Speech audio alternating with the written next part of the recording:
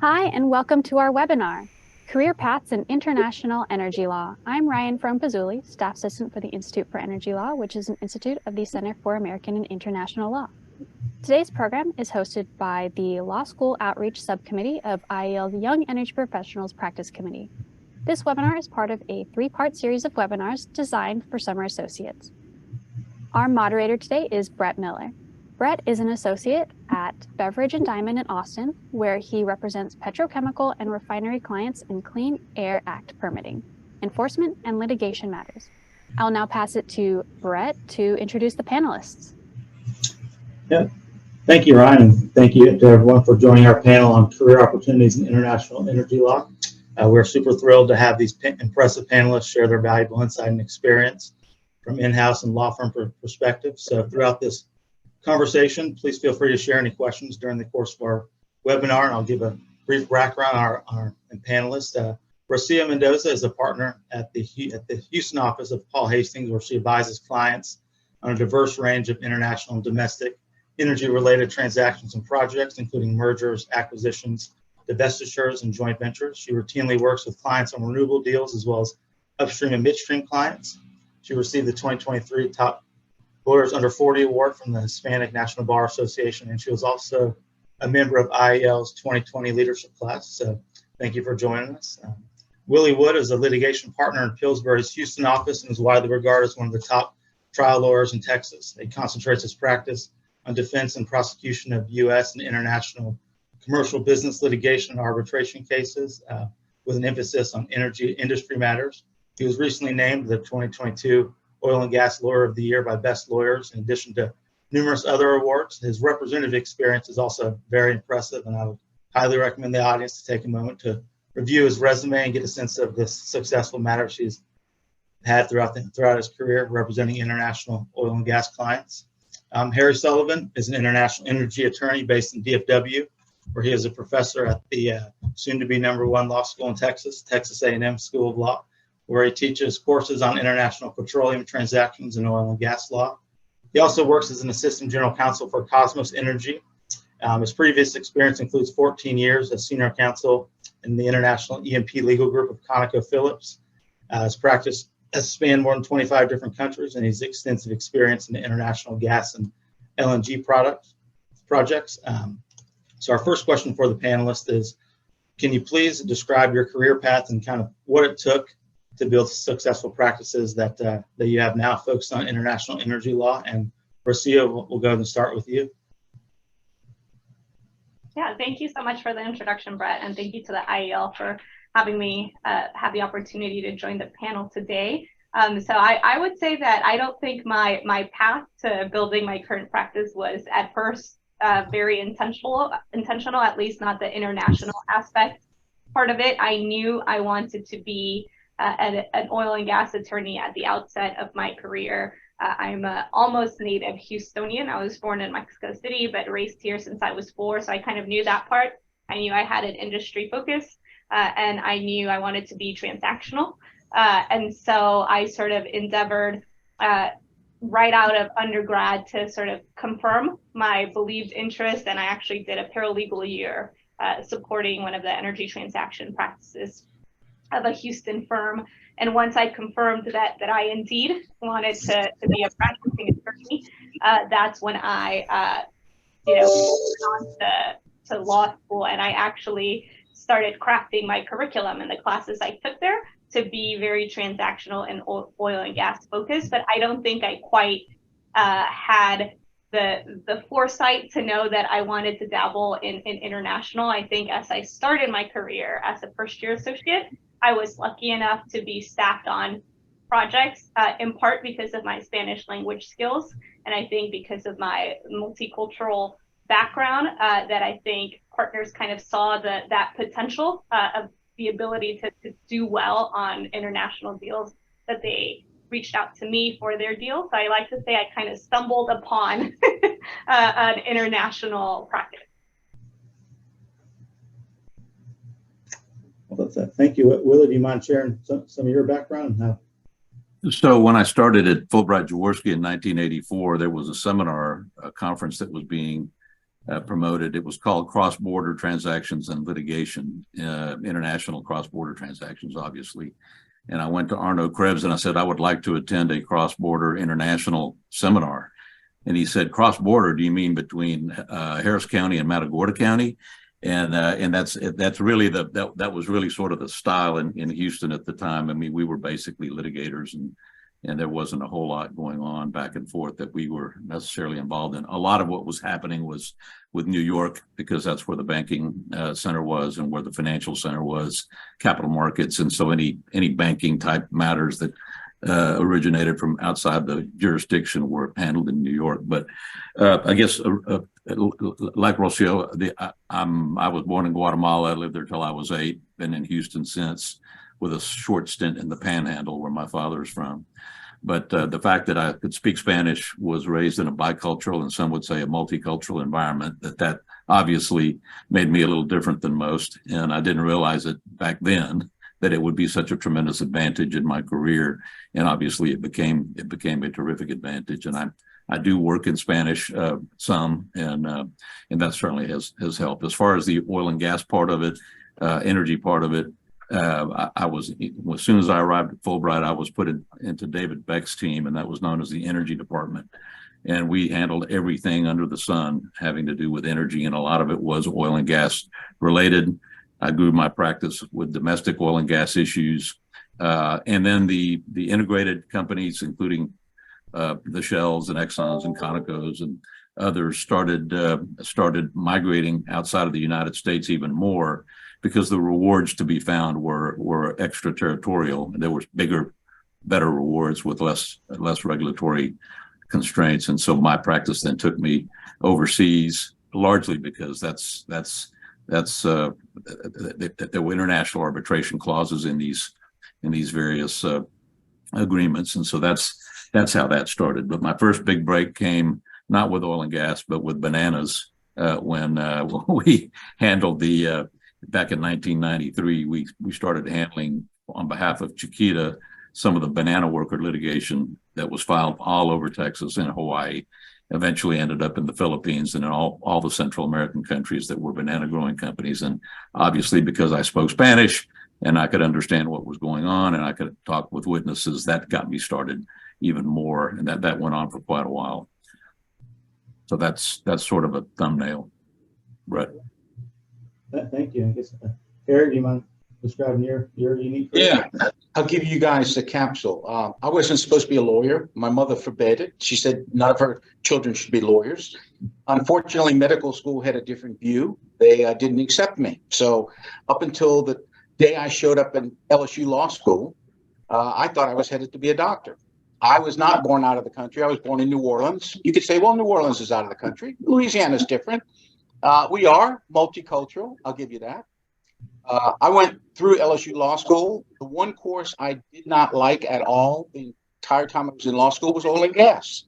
I didn't know what the hell it was. I'm from New Orleans. Yeah, there's oil and gas in Louisiana, but everybody isn't around the oil and gas. My family were district attorneys, judges, prosecutors. My uncle, my godfather said, you're going to go to law school, you're going to work for the U.S. Attorney's Office, you're going to go in the DA's, I'm going to run you for a judge. Unfortunately, I didn't really like the litigation as much as the transactional stuff.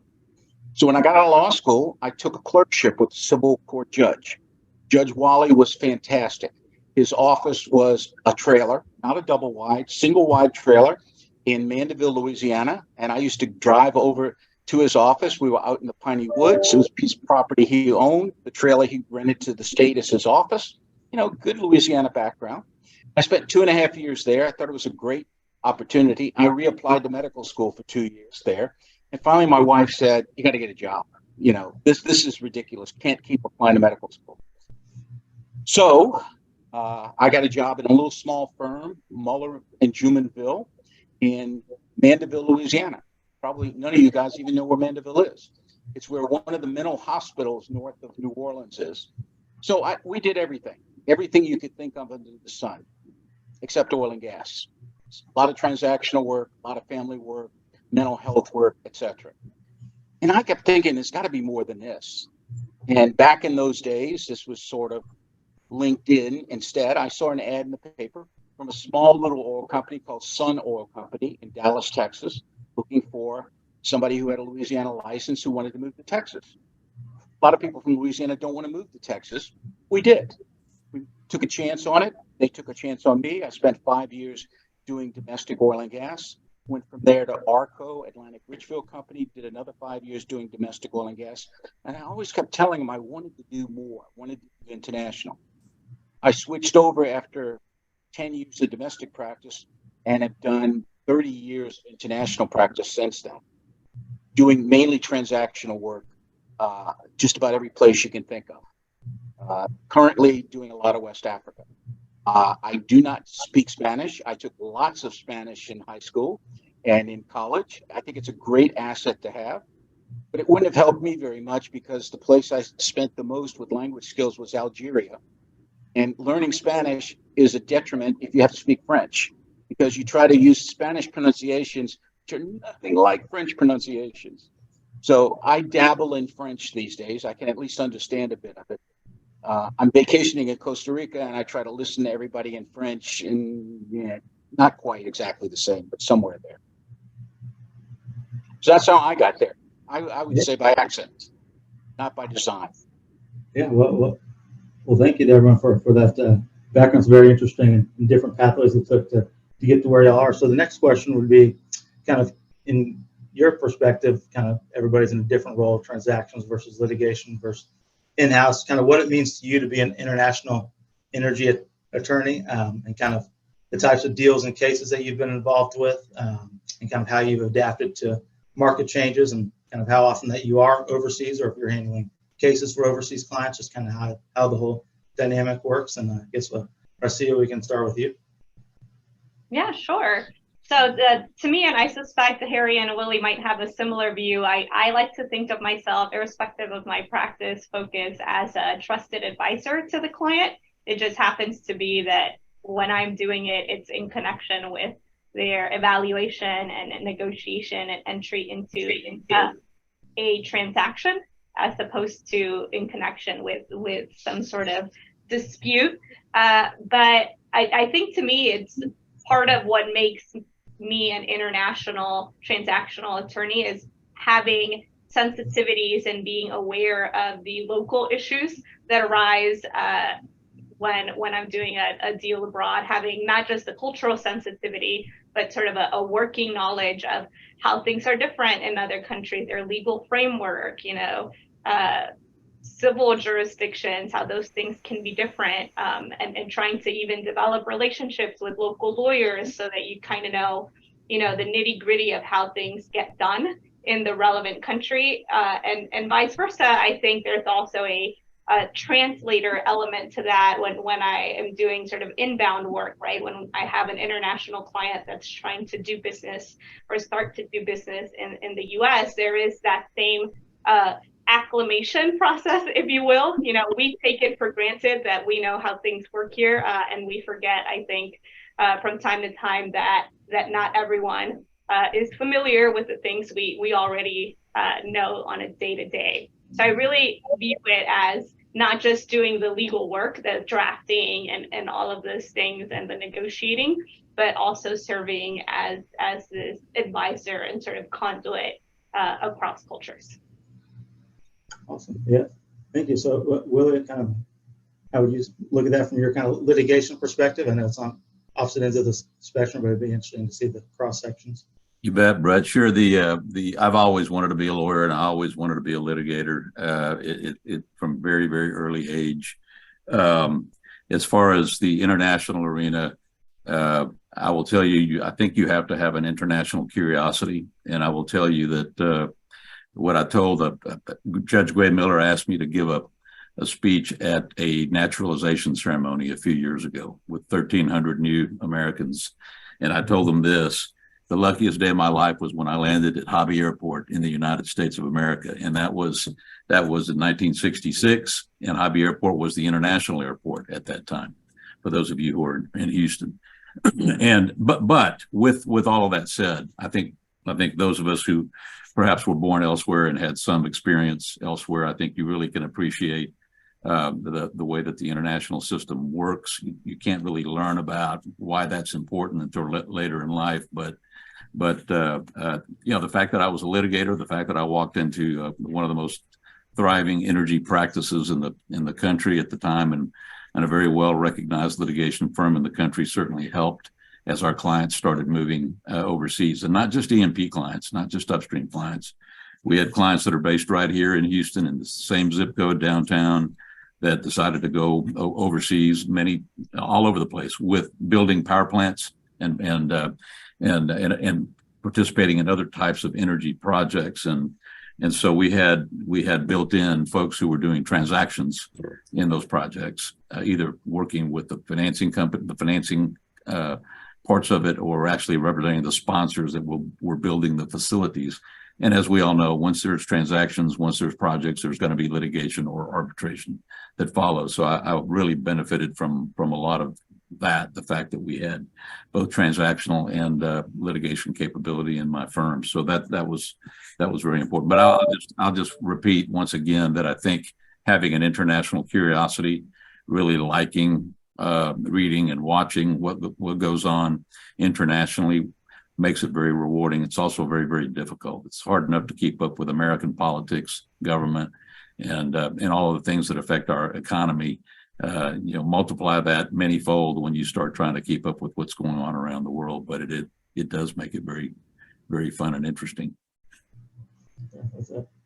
Great, thank you, Willie. Yeah, Harry, I think your background is interesting because it's from a in-house perspective, and you kind of seen the market change with your focus and the work you've done on LNG. So it'd be interesting to hear about that. It has, and both Willie and I totally agree with both of you. Curiosity is the key thing. It's being open to other ideas, being open to different ways to do things. And frankly, you know, Americans can be pretty rigid. We find a way to do things, that's the way we want to do it. Go to Mauritania. Mauritania, most people on this call don't even know where it is. It's in Northwest Africa. They speak Arabic and French. They certainly don't think like Americans. So, you know, the key is openness. There is no international, if you want to say that. There are hundreds of different ways to do things. I mean, Costa Rica is different than Panama, which is different than Mexico. They all speak Spanish, but you try to do business the way you did it in Mexico, in Costa Rica, it won't work. And the same thing's true in Cambodia or Indonesia. So you really have to be very flexible. You have to be very curious how things work. And you have to be trying to understand how they do things, not necessarily force them to do what you want to do. You know, as Willie said, there are lots of industries out there that go international. Walmart, there are Walmarts all over the place. They have to have people that do international work. Sell your product anywhere international, you have to have people that do work. Plus energy. Yeah, that sounds great. So I guess kind of following that emphasis on curiosity and kind of that you've each highlighted. So, you know, speaking directly to the summer associates, should summer associates that are interested in international energy law try to seek placements if they're lucky enough to get opportunity to join the firm in the international energy law group? Y'all see kind of transactional or litigation path more likely to lead to international energy work, and any sort of insight that you would have on kind of like finding the right mentor would be definitely helpful to hear. Rosia, let us not all think that it's a total rosy picture. Let's remember, international is hard. It's frustrating when you want to deal with somebody and the way they deal is totally different than the way I'm sorry. You're fading out a little bit. Yeah. I'm just saying, remember, international is not perfect. It sounds wonderful to jump on a plane and go someplace. 24 hours later, you're pretty messed up by the time you get to where you want to go. And the time zones play against you, and the frustrations of getting people to do things you want to do get to you, even if you try to do it their way. So. Yeah, I would agree that it's not always as glamorous as maybe people would like to think. To everyone's point on the call, I think I still really enjoy it because I feel like I'm in constant learning mode when I do a new international deal. In particular, if it's the first time I work in in a jurisdiction. But I would say, again, my experience was stumbling across it. Obviously, having an industry focus, it was an industry that was in growth. And even now that my practice has shifted with the energy transition to include more renewables and clean projects rather than the bulk of what I had at the outset, which was oil and gas. That's also happening everywhere around the world, right? That energy is needed everywhere. So that's been sort of what has taken me into different jurisdictions.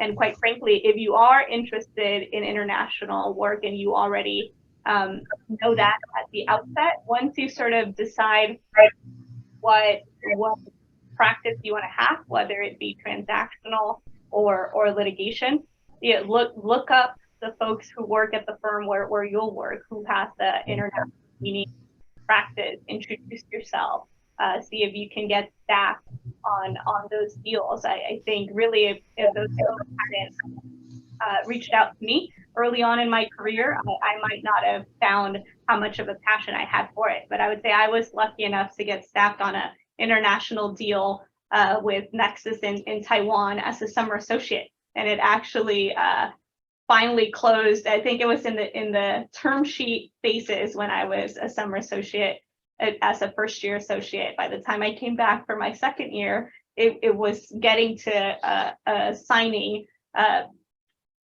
definitive agreements portion. And it wasn't until I was a first year associate that it closed. So there you go. And on the transactional side, remember too, the transactional international deals typically are much longer term than domestic deals.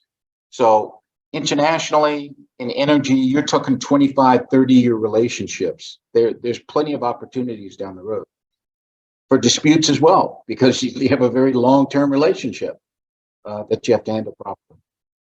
So trying to position yourself as a young lawyer, obviously you need to target a law firm or a company that has international operations, and the law firm has to have some international footprint, not footprint being on the ground, but just international work, or else you're not going to be an international attorney. You've got to target your direction in that way, and then you get in there and you make yourself a pest, and be sure that it's known that you want to do this kind of work.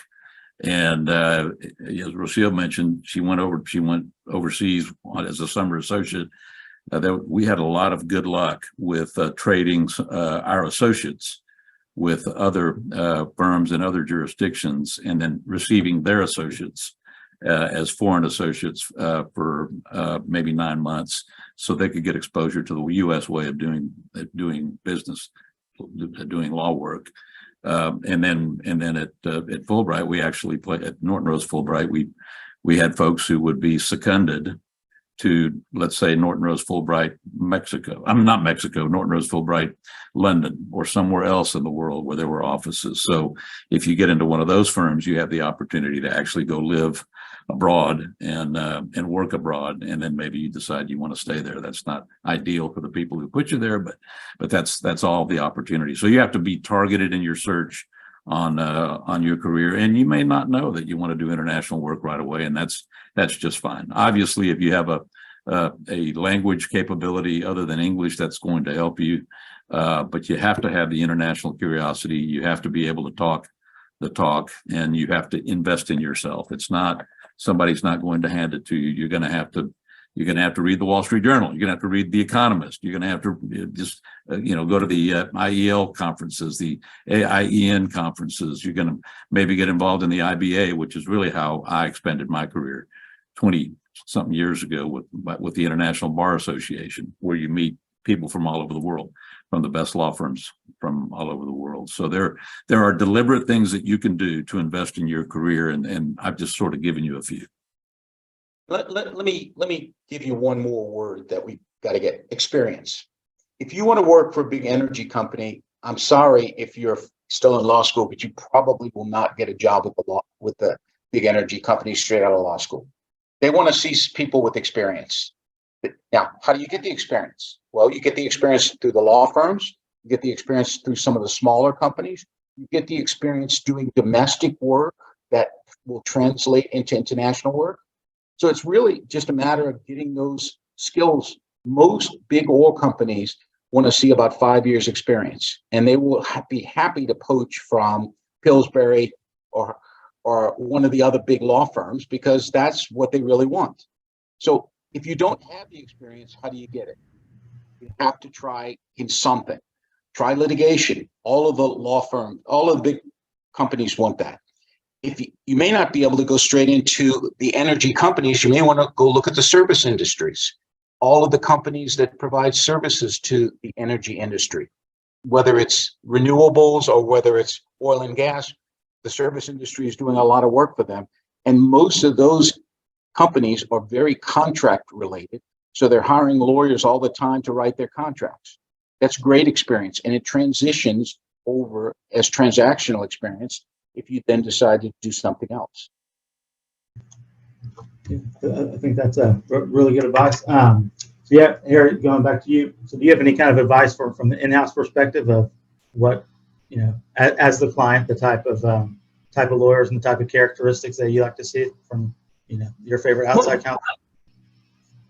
Well, from outside counsel, you got to remember, when you're inside counsel, you generally partner with outside counsel, but you partner in limited situations. You partner when there's a need because there's too much work, there's a specialty that you don't handle in-house, or there's litigation, because most companies don't first chair litigation. They want to hire somebody else to do that. So those are typically the normal things you get.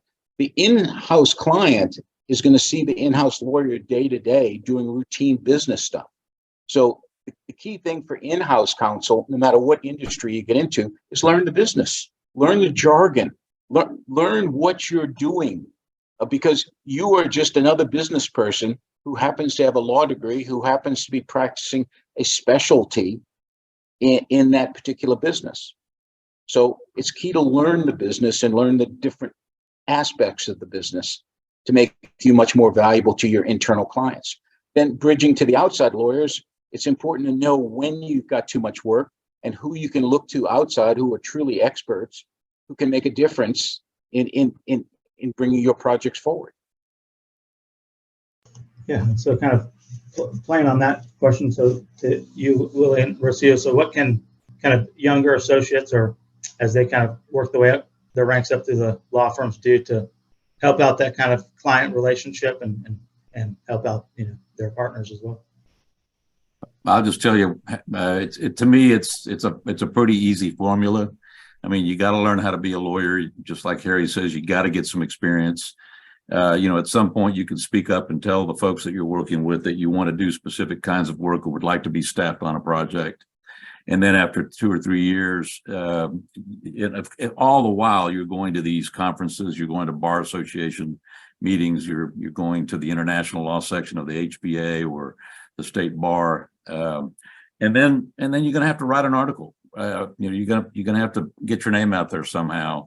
And once you start writing, it's not as hard as you may think it is, but once you pick something and write about something that is actually going to get the attention of Harry and others like him in the in-house area, and then you'll start getting your name out, and that's how you will then catapult your career to a further elevation, I guess I would say. But yeah, it's investment. It's not only billable hours. It's your own investment that eventually pays off.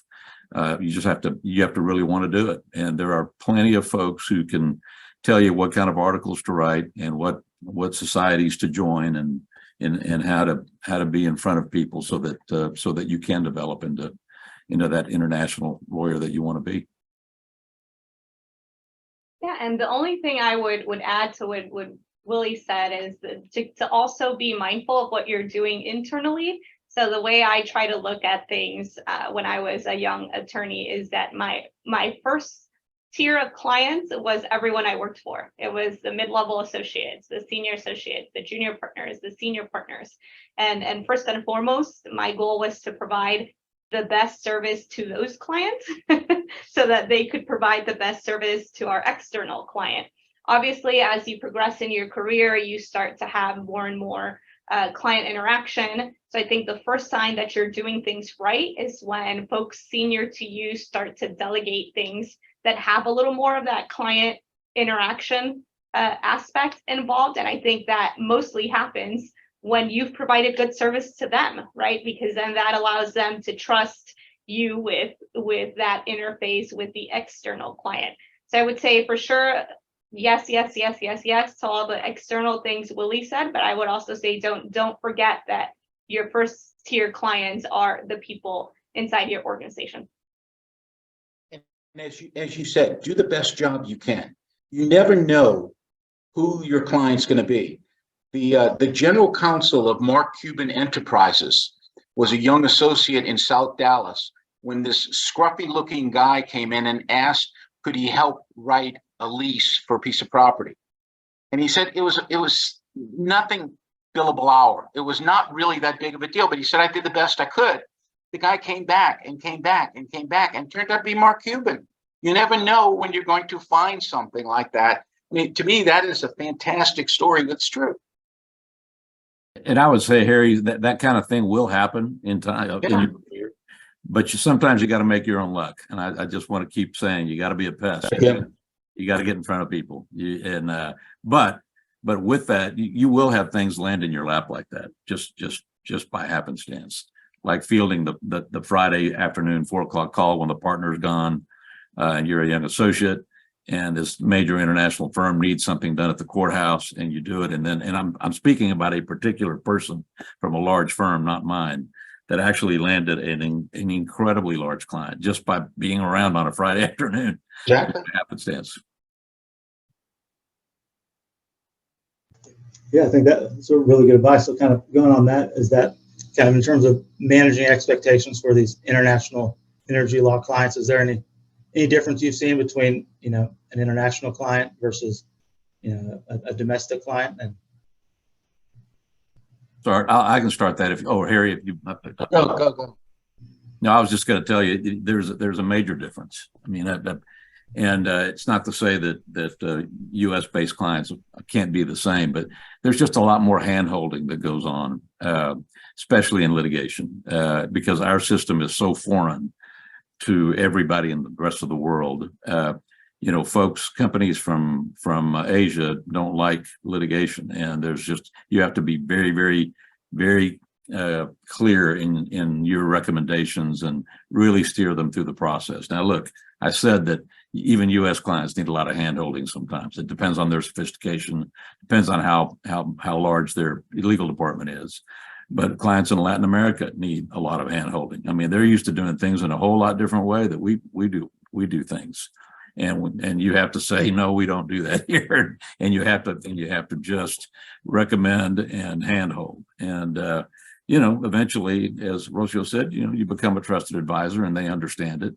But yeah, I think there's a big difference in clients that are based outside of the United States. It's an unfamiliar territory, especially if they're from a civil law jurisdiction, and they just don't understand our discovery practices. But the good news is that we happen to be exporting some of our practices overseas, and so that's good for litigators. I don't know about for transactional lawyers. Sorry, Harry, I cut in. I was building what you said, Willie. I agree with you. I think the other thing is you can't just tell people we don't do that here. You have to explain to them what we do and why we do what we do. And then they can explain to you why they do what they do. And then you start to have that dialogue and you educate. Because the biggest problem I see with most of my clients, American clients going into doing international transactional deal, is they want to just go do the deal. And they don't realize that we have to educate the other side most of the time on what we want to do and why we want to do it. And then we get to the how. And the how they will give us some help with, because they may have a different way to do it, but still get us to the same place. So there is a difference whether you're talking to an American or you're talking to somebody else. The practice itself, I think domestic oil and gas practice, international oil and gas practice is very similar to each other. They all have one factor. The client wants the work done well. That's the key. Do a good job and they will come back to you and they will remember you for other things. Yeah, and I think the other main thing I've realized that distinguishes American clients from non-American clients is just the business culture. It took a while. I was obviously familiar with perhaps Latin American culture and how business is done differently there, but it definitely took a while to realize to become sensitive to that in the context of other cultures. So for example, the Japanese really like to make decisions by consensus, right? That's a process and a cultural professional difference that you need to realize, because otherwise you're wondering why your negotiation is moving so slowly and why some of those deals can take years to actually pin down. And there's cultures that want to move very fast or that, the decisions come from the top, and depending on the region, the top is sort of defined a little differently. In Latin America, many of the corporate conglomerates there are these what they call groups or grupos, which are these, I call them the modern day Latin American oligarchies. They have businesses across all sectors, right, in their respective countries. You might think the decision maker is the CEO of that company that's in that particular sector, but it's probably not. It's probably the head of the grupo, the owner, the main owner guy, who may ultimately decide, especially where there's a large amount of risk involved on a particular project. So sort of getting your cultural corporate bearings, I think, is also very important in how you effectively approach and handle a client. Brett, I just wanted to follow up on what something Harry said, which is really, really important. Yes, I said, no, you can't do that. And that's obviously I was maybe exaggerating a bit, but the answer should never be no, right, Harry? I mean, the answer should be. The answer is. Yeah. You do it another way. But the other thing both of you guys are hitting at, but you're not exactly onto the transactional process that I get to. And that is, I deal with governments a lot. And when you deal with the government or a government oil company or a government owned enterprise, that is very different than dealing with private enterprises. I mean, one thing is true throughout the entire world. People that work for governments are underpaid. They're typically overworked, and they probably haven't paid much attention to your stuff yet because they've been too busy with other people's stuff. So you really have to treat them a little bit differently than you treat other people. You have to help them along. You have to help them help you. And that's pretty much true no matter whether you're in Africa or in Asia or South America. It doesn't really matter. So. Yeah, kind of going on that kind of intersection between litigation and transactional law. So I see, Willie, you were lead counsel in getting a successful defense jury verdict involving a production sharing contract in the Middle East. So do you have any kind of insight? I think that'd be helpful as young attorneys to hear kind of what you learned from Very interesting case, very, very interesting case. And like Harry, I have had to work on matters that although he negotiates directly, I work on matters after the negotiation's over and they've operated for a while, and then the government decides, you know what, we don't quite like the way this reads still. I think we should get more out of our concession agreement or our service agreement. And that's where it gets a little delicate. But yeah, in that case, in the opening statement, the plaintiff's lawyer actually talked about how one of his his client's father had been thrown out of an airplane because he got in a fuss with the government. After getting the concession, and so these things are very, very interesting. But what was I think probably the more interesting and the most relevant case I worked on in the Middle Eastern case I worked on was where the first case that I had for this client, I got a phone call from the client and says, well, the minister says we have to settle this case.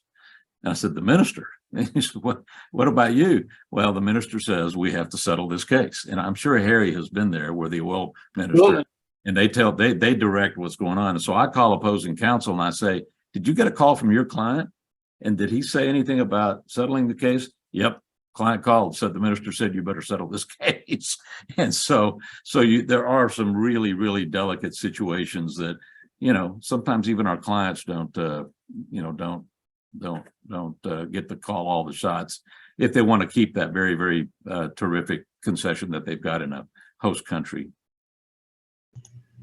Yeah, I think that. But that was a jury case involving a concession that had been actually established by one of our local large companies' international arm, and they had settled that case once already, and then they came back, and because they said they found some new documents, and anyway, it gets very, very interesting. There's large, important personal jurisdiction issues that get involved in those things. So if you're still in law school and taking federal jurisdiction and you don't know why it makes any difference, that'll be some of the most fun stuff you'll ever work on. And we're all saying about the same thing, which is good in many ways. There's a legal answer, there's a business answer, there's a cultural answer, and there's a political answer internationally. And a lot of times you have to get all of those answers to align. If we're in Texas, we're in Houston or in Dallas, hey, we don't worry that much about culture. Culture's pretty darn close. We certainly don't worry about politics. Maybe we don't, maybe we do. But there's all, you know, if you're in Texas, you're generally balancing the legal issue against the business issues. Those are the ones that play in there. But well, like Willie's saying, with the minister calling, all of a sudden you got the government involved. Or worse than that, you know, you may not be able to get out of the country now. So you've really got to take a multifaceted approach to all of the international things. That's the only major difference here, is that you have to play with more balls in the air than you do domestically. Yeah, I think that's interesting. And one thing that I think you mentioned, Rocio, was talking about being adaptable and to the market and different deals. And Harry, one thing that you mentioned in your class was kind of about creative deal making. So I was wondering kind of what y'all saw on from the creative perspective and how that helped on the transactional side. Rocio, if you had any sort of insight on that. Yeah, I mean, I think for sure what attracted me personally about transactional work is that I do think there's usually a way to make everyone maybe not equally happy, but at least happy enough, right? Because when a deal gets done, it's because folks were happy enough with whatever they're getting out of the deal. And I think it does lend to a lot of flexibility to be creative. I usually joke that law schools where creativity goes to die, but I usually mean that in the artistic context, not in the, as I've now learned, intellectual context, right? I think in the international realm that is especially true. I think there's ways of, for sure, the way you structure transactions. Some of my favorite transactions are joint ventures, because I think that's definitely an area where you can get super creative, once you understand the goals that each party involved is trying to achieve. And once you can sort of align yourself with folks who have similar goals, I usually work on deals in that vein that are consortiums. So say, a group of companies want to enter into a particular market to achieve a particular project. I'm currently working on a project in the Dominican Republic that has a consortium of team members working towards that project, and you're getting your resources and your specialties and your strengths together to try to present, the best project forward, but before the governments that Harry's talking about, who you're trying to convince that, hey, this energy project is good for your country and for the people of your country, and we're going to do a good job. So I think definitely, for sure, creative agreements within the consortium, creative agreements with government on how to make sure that everyone is achieving the goals that their stakeholders are going to want them to achieve. I have a comment on adaptability, Brett, if I could. And this is going to be quoting one of my good friends, Randy Young. Some of y'all may know Randy. And I think he was quoting somebody else, but he described international transactional and litigation practice as If any of y'all remember or know who Fred Astaire and Ginger Rogers were, a terrific dance couple. He said, if you're a domestic lawyer, you're Fred Astaire. If you're an international lawyer, you're Ginger Rogers, because she's having to dance backwards in high heels. And so it really is trying to navigate a lot of different things that you're not used to navigating. I'll tell you a story about a friend of mine named Amin. I did some work with him. He was the government's oil company's head lawyer. And Amin had a bad problem of handing you a piece of paper saying no changes. You say, Amin, wait, I haven't even read this. Let me look. So you got my company's name spelled wrong there. Can I change it? Oh, you can change that. So what we learned with Amin was psychology is very important. Remember your high school, college psychology, if you have any. He was not the kind of person you directly approached and tackled, because if you did that, you got nowhere with him. You had to chip away with Amin. You had to befriend him. You had to help him. You had to discuss with him why this didn't make sense. And gradually he might come around to something, not necessarily what you wanted, but he might come around to something that was much more acceptable.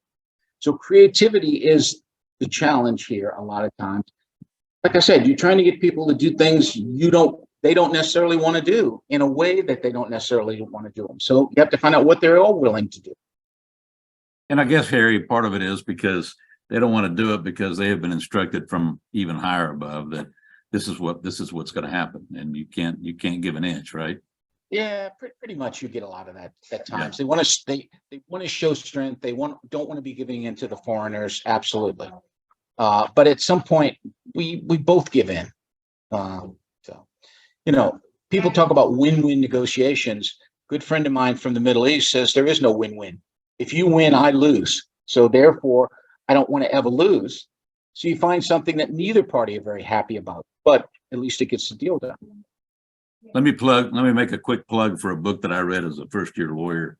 It's called Getting to Yes. And it's a very small, easy to read book on negotiations, but there's a lot of very good general things that I think anybody can benefit from, whether you're in transactional practice or litigation practice. We use that in one of the classes I do, because what people learn is international business negotiations, especially with the government. You've got to survive. They've got to survive, and you've got to deal with them the next day.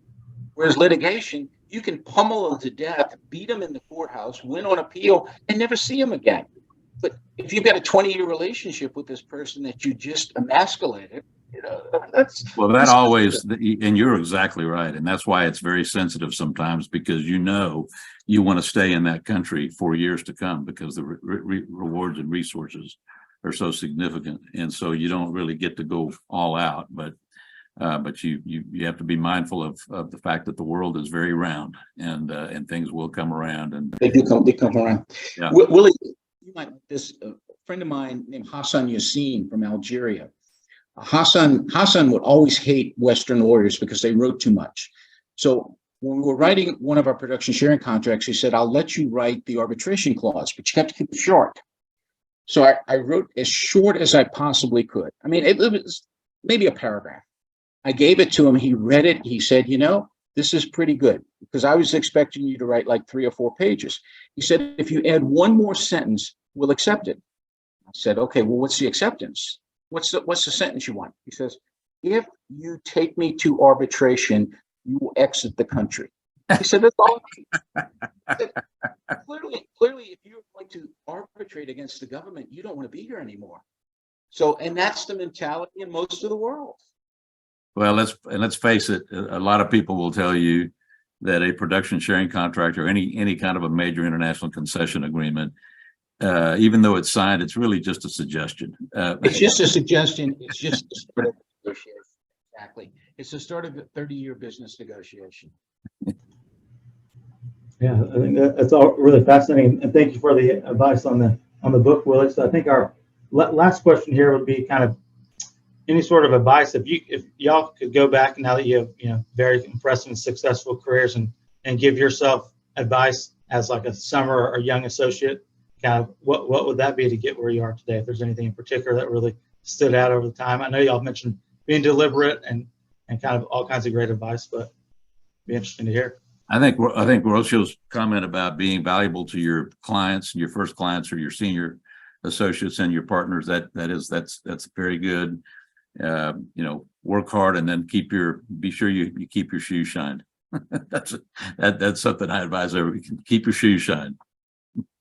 Yeah, I would piggyback on Willie's focus on creating a brand for yourself and being, preoccupied with the name you're creating for yourself and the way you market yourself probably earlier on and networking than I tuned into it. I think I may be overly focused on perfecting my craft and probably didn't look up from my desk as much as I should have in those early years. If I could do it again, I would be more, not super focused, but I would have more regularly stayed in touch with classmates, attended events like this one, some of the in-person events. I think I caught on to it sort of as a mid-level, so there was still plenty of time. But I think of all the more relationships and connections and interesting people I would have met had I not spent all my time keeping my nose to the grindstone. Yeah, I agree with you. I think you have to spend some time and invest some time in some of the organizations and meet some of the other people that are doing what you're doing. It truly is a very small club. I'll give you that. The only other word I would add to it is be patient. The job you have today isn't necessarily going to be the job you have forever. Most likely it will never be the same job. There are very few people that go into a firm and retire from the same firm today. There are very few people who go into a company and retire from the same company today. So do a good job in what you've got. Try to get a little bit of value to yourself, learn things you can, learn as much as you can about the business, and keep your eye open. Look for the next opportunity. It's going to be there. Okay, well, thanks. Do you have anything else to add? No. I was going to repeat: invest in your career. Just invest in your career. It doesn't always have to be on a firm paid task or event. Sometimes you're going to have to use your own money to invest in your career, and that comes in many different forms.